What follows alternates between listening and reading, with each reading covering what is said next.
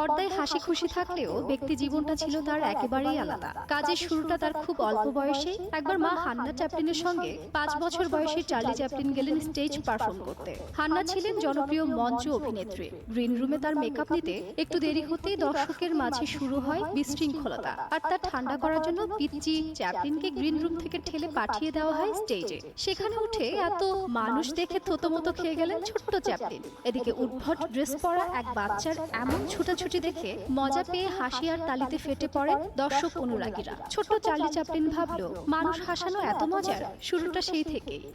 1, 2, 3 ঢাকায় জমি জিতে নিন 100% ক্যাশব্যাক সহ 20 কোটি টাকার পুরস্কার।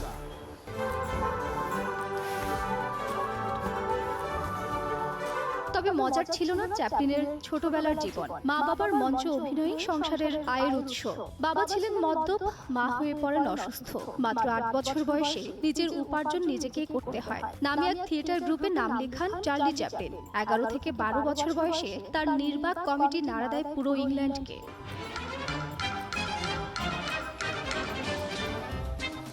মাত্র 18 বছর বয়সে এক মুভি কোম্পানির সাথে সাইন করে জনপ্রিয় চার্লি চ্যাপলিন রওনা দেন যুক্তরাষ্ট্রে। এর মধ্যে তিনি তার বাবা মাকে হারিয়েছেন।